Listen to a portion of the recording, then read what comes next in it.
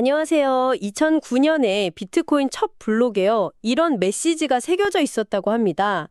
영국 재무장관 두 번째 은행 구제금융 임박. 이게 딱 2008년 금융위기 직후였잖아요. 네, 시점이 아주 의미심장하죠? 그러니까요. 사토시 나카모토는 왜 하필 그 메시지를 넣었을까요? 기존 금융 시스템에 대한 어떤 불신 아니면 뭐 도전? 이런 걸까요? 네, 충분히 그렇게 해석될 여지가 있습니다. 오늘 저희가 깊이 살펴볼 이야기가 바로 여기서 출발하는 것 같아요. 오늘 저희가 함께 들여다볼 자료는 오태민, 손혜민, 김유정 작가가 쓴 비트코인 없는 미래는 없다입니다. 아, 네, 이 책이죠. 이 책이 비트코인을 그냥 뭐 가격 오르내리는 자산 이렇게만 보지 않더라고요. 오히려 더 근본적인 질문을 던져요. 우리는 뭘 믿고 살아가는가 하는 거죠. 맞습니다. 기술적인 측면보다는 그 철학적인 기반, 그리고 현재 금융 시스템, 특히 달러 시스템과의 관계를 파고드는 책입니다. 미래 변화 가능성까지요. 굉장히 시야가 넓고 깊다는 생각이 들었어요. 그렇죠. 그래서 오늘 저희는 이 책이 던지는 핵심적인 통찰들, 그걸 좀 같이 짚어보려고 합니다. 비트코인의 본질이 뭔지, 왜 지금 이걸 주목해야 하는지 한번 같이 파헤쳐 보시죠. 좋습니다. 바로 시작해 볼까요? 먼저 이 책이 가장 중요하게 보는 부분, 바로 화폐와 신뢰 문제입니다. 네, 핵심이죠. 책에서는 아주 과감하게 주장을 해요. 화폐의 본질은 뭐 금이나 종이 이런 물질이 아니래요. 그게 아니라 신뢰 정보가 기록되고 보증되는 장부 그 자체라고요. 맞아요. 우리가 쓰는 돈, 법정화폐는 국가가 그 신뢰를 보증하잖아요. 네. 근데 비트코인은 국가 대신에 수학적 알고리즘과 코드, 이게 신뢰의 근거가 된다는 겁니다. 결국 어떻게 믿음을 만드느냐, 이게 화폐의 핵심이라는 거죠. 아, 그 장부 비유가 흥미롭네요. 네, 책에서는 이 점을 설명하려고 역사 속 사건 두 개를 가져옵니다. 하나는 튤립 버블이고 다른 하나는 미시시피 회사 버블이에요. 튤립법을 하면 보통 광기 어린 투기 뭐 이런 이미지만 떠오르잖아요. 그렇죠. 흔히 그렇게 알고 있죠. 근데 이 책은 해석이 완전 달라요. 우리가 아는 것처럼 뭐 가치 없는 튤립 뿌리에 다들 미쳐서 망한 사건? 이게 아니었다는 거예요. 네, 실제로는 선물 계약 거래가 중심이었고 참여자도 주로 상류층이었고 경제 전체에 미친 영향도 생각보다 제한적이었다고 분석합니다. 오히려 나중에 가격이 안정된 걸 보면 이건 희소성 있는 자산의 가치를 역설적으로 보여준 사례다. 이렇게 주장하더라고요. 상당히 도발적이죠? 네, 통념을 뒤집는 시각이라 재미있습니다. 미시시피 버블도 비슷한 맥락에서 흥미로운데요. 존 로 이야기 말씀이시죠? 네, 경제학자 존 로가 국가 부채를 해결하려고 지폐 발행이랑 회사 주식을 연계시킨 실험이었잖아요. 어떻게 보면 현대 금융 시스템의 초기 모델 같기도 하고요. 결과는 실패했지만요. 그렇죠. 인플레이션 때문에 실패했지만 중요한 교훈을 줬다는 거예요. 사람들이 믿으면 심지어 종이 조각도 화폐가 될 수 있다는 본질을 보여줬다는 거죠. 아, 그 두 사례가 결국 신뢰가 어떻게 만들어지고 또 어떻게 무너지는지를 보여주는 거군요. 맞습니다. 역사 속의 교훈이죠. 그렇다면 비트코인은 이 역사적 사례들이랑은 뭐가 다른 걸까요? 튤립은 실물 구근이 있었고 미시시피 버블은 국가 권위가 배경이었잖아요. 네, 그게 중요한 차이점입니다. 국가나 특정 기관의 보증이 아니라 그냥 코드에 의해서 돌아가는 시스템이라는 거죠. 그래서 책은 한 발 더 나아가요.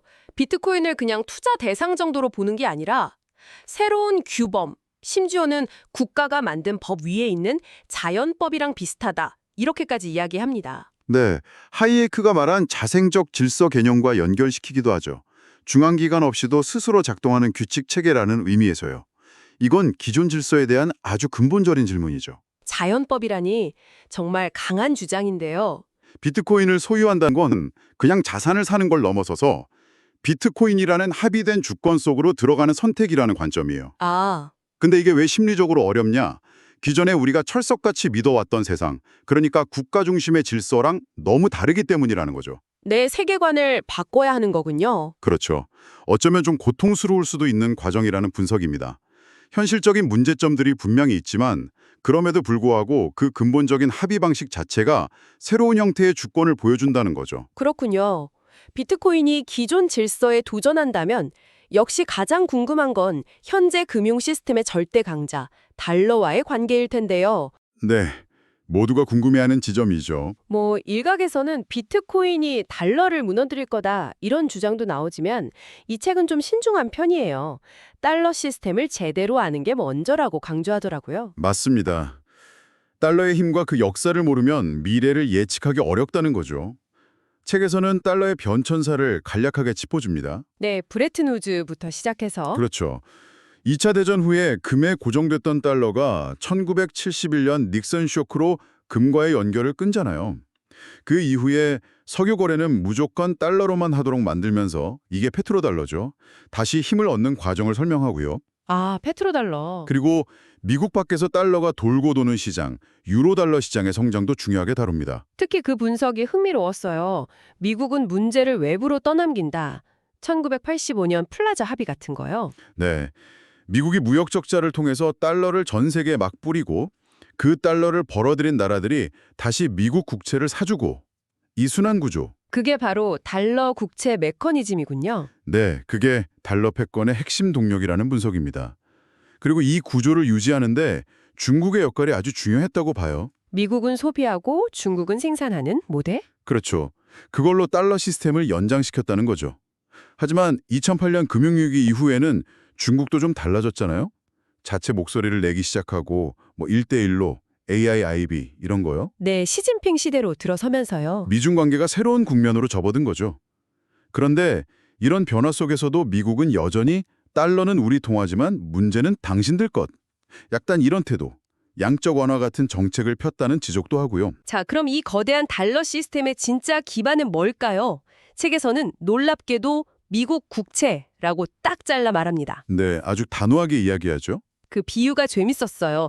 세상을 떠받치는 코끼리, 그 밑에 거북이, 또 그 밑에 뱀이 있는 고대 인도 우주론처럼요. 아, 네네. 금융 시스템도 여러 겹의 실내 위에 있는데 그 가장 밑바닥에는 결국 미국이라는 국가와 그 빚, 즉 국채에 대한 믿음이 있다는 거죠. 그렇죠. 과거에는 금이나 은이 그 역할을 했다면 근대에 들어서는 국가의 빚, 바로 국채가 그 자리를 차지했다는 겁니다. 영란은행 설립이 중요한 전환점이었고요. 1694년. 네, 국채는 금과 달이돼 국가가 발행량을 조절할 수 있으니까 통제하기가 훨씬 쉽잖아요. 결국 현대금융은 국가에 대한 믿음, 이걸 기초로 돌아간다는 이야기입니다. 그리고 그 믿음의 결정체인 미국 국채를 가지고 실제로 돈이 돌게 만드는 핵심 엔진룸. 그게 바로 레포 시장이라고 책은 강조해요. 여기가 좀 복잡하지만 아주 중요하죠. 네, 맞습니다. 레포 시장. 이건 금융기관들이 미국 국채 같은 안전자산을 담보로 맡기고 서로 아주 짧은 기간 동안 돈을 빌려주는 시장이에요. 초단기 대출 시장이군요. 네. 근데 이게 그냥 돈거래 시장이 아니라 금융 시스템 전체의 유동성을 공급하고 신용을 창출하는 뭐랄까 보이지 않는 혈관 같은 역할을 하는 거죠. 아, 혈관 비유 좋네요. 우리가 뉴스에서 듣는 미국 중앙은행 연준의 금리 조절 있잖아요. 그것도 사실은 이 레포 시장 금리에 영향을 미치는 방식으로 이루어지는 겁니다. 그렇군요. 그런데 이 시스템에 좀 이상한 점이 있어요. 역설이라고 해야 하나? 아, 네, 맞아요. 아주 중요한 지적입니다. 국채는 그냥 믿을 만한 자산 수준이 아니라 신뢰 그 자체를 구성하는 단위처럼 작동한다는 거죠. 그런데 바로 그 점 때문에 취약할 수도 있다는 거잖아요. 모든 신뢰가 미국이라는 한 국가에 집중되어 있고 네, 그리고 같은 국채가 담보로 잡혔다가 또 다른 거래에 담보로 쓰이는 복잡한 과정, 이런 과정 속에서 위험이 커질 수 있다는 거죠. 실제로 2008년 금융위기 때나 2020년 팬데믹 때 이 레포 시장이 잠시 마비되면서 시스템 전체가 위험했던 적도 있었고요. 네, 그랬었죠. 최근에는 이 무위험 자산이라는 국채의 신뢰에 약간 금이 가는 듯한 모습도 보인다는 분석도 나오더라고요. 금리 인하 기대에도 장기 국채 가격이 떨어진다거나 하는 현상이요. 네, 그런 징후들이 있죠. 바로 이런 배경에서 비트코인이 어떤 대안으로서 가능성이 있지 않나 하는 이야기가 나오는 겁니다. 책에서는 그래서 국채랑 비트코인을 비교하던데요. 네, 국채는 유동성이나 안정성은 높지만 미국이라는 특정 국가 시스템에 묶여 있다는 단점이 있죠. 반면에 비트코인은 변동성이 크고 아직 유동성이 부족하지만 국경 없이 움직이고 특정 국가의 제도적 위험에서는 자유롭다는 장점이 있고요. 장단점이 명확하네요. 그렇죠. 그래서 책의 결론은 대체가 아니었어요. 네, 그게 중요합니다. 완전 대체가 아니라 어색해 보이지만 서로 다른 원리로 작동하는 시스템들이 얽혀 돌아가는 세상, 그런 모습을 그린 거죠. 결국 비트코인이 달러를 대체할까? 이 질문에 대해서는 아니 함께 갈 가능성이 높다 이렇게 답하는 셈이네요. 그렇죠. 책의 관점은 그렇습니다. 그렇다면 미국은 이 변화를 어떻게 보고 있을까요? 그냥 가만히 보고만 있을까요? 책에서는 미국 정부가 이미 상당량의 비트코인을 가지고 있다는 점에 주목합니다. 압수 등을 통해서요. 약 20만 7천 개 정도 언급되죠? 꽤 많은 양인데요. 네. 그리고 세계 최대 거래소나 채굴 산업의 상당 부분이 미국 내에 있다는 사실을 지적하고요.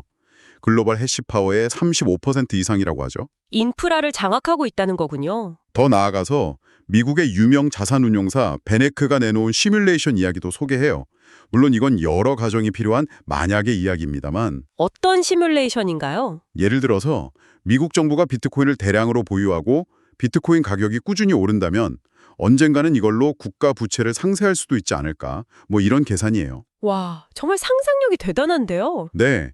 물론 어디까지나 시뮬레이션이지만 중요한 건 전통 금융사가 이런 상상을 하고 계산기를 두드려보기 시작했다는 사실 자체가 아닐까 싶어요. 비트코인 자체 말고도 미국은 달러 스테이블 코인에 주목하는 것 같아요. 달러 가치에 고정된 암호화폐요. 네, 스테이블 코인이 요즘 아주 중요하죠. 책에서는 지니어스 법안 같은 걸 통해서 미국이 이 스테이블 코인을 제도권 안으로 끌어들여서 관리하려고 할 거다 이렇게 예측하더라고요. 이걸 디지털 시대의 새로운 브레튼 우즈 체제 설계라고까지 표현하던데요. 스테이블 코인이 왜 이렇게 중요해졌을까요? 책에서는 몇 가지 이유를 드는데요. 달러가 국제 제재 같은데 무기로 쓰이면서 일부 국가들이 달러를 좀 벗어나려는 움직임을 보였잖아요. 네, 탈달러 움직임이요. 근데 다른 암호화폐는 변동성이 너무 컸고요. 그래서 나온 게 스테이블 코인인데 아이러니하게도 이 스테이블 코인의 대부분 90% 이상이 달러 기반이라는 거예요. 그러니까 탈중앙화 기술이 오히려 달러의 영향력을 강화시키는 결과가 나왔네요. 그렇죠. 그런 역설이 있는 거죠. 특히 아르헨티나처럼 자국 화폐를 믿기 어려운 곳에서는 이미 실생활에서 널리 쓰이고 있다고 하고요. 여기서 미국의 전략이 아주 영리하다고 봤어요. 위협이 될 수도 있는 이 스테이블 코인을 오히려 끌어안는 거죠. 네. 어떻게 하냐면 스테이블 코인을 발행하려면 반드시 달러 현금이나 미국 국채를 준비금으로 보유하도록 법으로 강제하는 거예요. 맞아요. 그렇게 되면 전 세계에서 스테이블 코인 사용자가 늘어나면 늘어날수록 미국 국채에 대한 수요도 함께 늘어나는 구조가 만들어지는 거죠. 정말 대단한 전략이네요. 네. 다시 그 패치워크 세계관으로 돌아가 보면 이건 미국의 역할 변화와도 관련이 있다고 분석합니다. 과거처럼 모든 걸 책임지는 초대받은 패권이 아니라 좀 더 실리적으로 세계 질서를 관리하는 조건부 관리자로 변모하는 과정에서 이런 금융 전략이 중요해진다는 거죠. 사실 국제통화 시스템에는 중립성이라는 오랜 숙제가 있었잖아요. 네, 트리핀 딜레마 같은 거요. 기축통화인 달러를 전 세계에 공급하려면 미국은 계속 적자를 내야 하고 그게 또 미국 내 문제를 일으키기도 했고요. 그렇죠. 과거에도 그래서 중립적인 국제화폐를 만들어낸 시도들이 있었습니다. IMF의 SDR 같은 게 대표적이지만 큰 성공은 못 거뒀죠. 네, 현실적인 한계가 있었죠. 오히려 미국 밖에 존재하는 달러, 즉 유로 달러가 비공식적으로 거대한 시장을 형성하면서 달러 시스템을 보완해 왔다고 봐요. 아, 유로 달러 시장. 책에서는 스테이블 코인이 이 유로 달러의 역할을 이어받는 블록체인 시대의 그림자 금융이 될 수 있다고 봅니다. 그림자 금융의 계승자군요. 네. 근데 중요한 차이점도 있죠. 유로 달러가 소수의 금융 엘리트들만 접근 가능했다면 스테이블 코인은 누구나 접근 가능한 열린 달러라는 점을 지적합니다. 흥미롭네요. 결국 스테이블 코인도 중립적인 화폐를 향한 인류의 오랜 실험의 연장선상에서 볼 수 있다는 거군요. 네, 그렇게 해석할 수도 있겠습니다. 자, 그럼 이제 시야를 좀 넓혀서 비트코인을 넘어선 생태계 이야기도 해보죠. 책은 이 부분도 놓치지 않고 다루더라고요. 네, 맞아요. 이 책은 비트코인만 이야기하지 않습니다. 이더리움이나 솔라나 같은 다른 블록체인들의 역사, 자동으로 계약을 실행하는 스마트 컨트랙트, 현실 세계 정보를 블록체인에 연결하는 오라클 문제 같은 다양한 주제를 넘나들죠. 비트코인 맥시멀리즘 대 멀티체인 세계관 이야기도 나오고요. 네, 그리고 서로 다른 코인을 중개자 없이 직접 교환하는 기술, 아토믹 스와프의 중요성도 강조합니다. 아토믹 스와프, 이게 왜 그렇게 중요할까요? 이 기술이 가능하게 할 미래가 바로 모든 자산의 토큰화라고 보는 거예요. 모든 자산의 토큰화요? 네, 부동산, 미술품, 심지어 개인의 재능까지도 잘게 쪼개서 토큰으로 만들고 국경 없이 P2P로 거래할 수 있게 된다는 상상이죠. 와, 예를 들면 제가 서울에 살면서도 뉴욕 맨해튼 아파트 지분 일부를 토큰으로 사서 거래할 수 있게 된다는 건가요? 그렇죠. 그런 세상이 올 수도 있다는 겁니다. 페루의 경제학자 에르난도 데 소토가 말한 죽은 자본, 그러니까 제대로 활용되지 못하고 잠자고 있는 자산들을 깨워서 새로운 가치를 만들 수 있다는 거죠. 특히 자본 접근이 어려운 젊은 세대에게 이게 새로운 기회가 될 수 있다는 기대도 언급되던데요. 네, 그런 가능성도 제시하고 있습니다. 들어보니 비트코인은 정말 단순히 돈이나 기술을 넘어서는 것 같아요. 국가, 법, 계약, 금융, 신뢰 같은 우리 사회의 아주 근본적인 개념들을 다 뒤흔들고 재정의하는 현상처럼 보입니다. 맞습니다. 그리고 비트코인 자체를 넘어서 형성된 이 거대한 생태계가 다시 비트코인의 의미를 계속 바꿔나가고 있다는 분석도 하고요. 그래서 저자가 비트코인의 미래를 낙관하고 투자를 권하는 이유가 바로 여기에 있을 수도 있겠다. 뭐 그런 생각이 들더라고요. 네, 그럴 수 있죠. 비트코인이라는 이름 자체가 이 거대한 변화를 담기에는 너무 작고 오해를 사기 쉽다는 아이러니도 지적합니다. 이름과 현실의 괴리네요. 그렇죠. 흥미로운 점은 기존 금융 엘리트들은 이 현상을 이해하는데 좀 어려움을 겪는 반면에 오히려 금융 시스템에서 소외되었던 사람들, 예를 들면 나이지리아나 아르헨티나의 평범한 사람들, 혹은 한국의 젊은 세대는 현실적인 필요 때문에 비트코인을 더 본능적으로 받아들이고 있다는 대비도 보여줍니다. 아, 그 대비가 인상적이네요. 네, 이 책은 이런 현상을 학문적으로 또 대중적으로 알리려는 저자의 노력의 일부이기도 하고요. 한양대의 비트코인 철학과를 개설한다던가 보험연수원에서 크립토스쿨을 운영하는 것처럼요. 오늘 저희는 비트코인 없는 미래는 없다. 이 책을 통해서 정말 넓은 범위를 함께 여행한 것 같습니다. 비트코인의 철학적인 뿌리부터 시작해서 복잡한 국제 금융 시스템과 달러의 역사, 미국의 숨겨진 전략, 그리고 토큰화로 열릴지도 모르는 미래 가능성까지요. 네, 정말 방대한 이야기였죠. 자, 이 모든 이야기들이 여러분께는 어떤 울림을 주었을지 궁금합니다. 이 책은 비트코인이 단순한 기술이나 금융 현상을 넘어서 우리 사회의 근본적인 신뢰 구조와 가치관, 심지어 국가의 역할 자체에 대해서 다시 생각해보게 만드는 것 같습니다. 네, 맞아요. 그래서 마지막으로 이런 질문을 한번 던져보고 싶습니다. 만약 이 책의 주장처럼 비트코인이나 이와 유사한 시스템들이 미래 사회의 중요한 일부가 된다면요.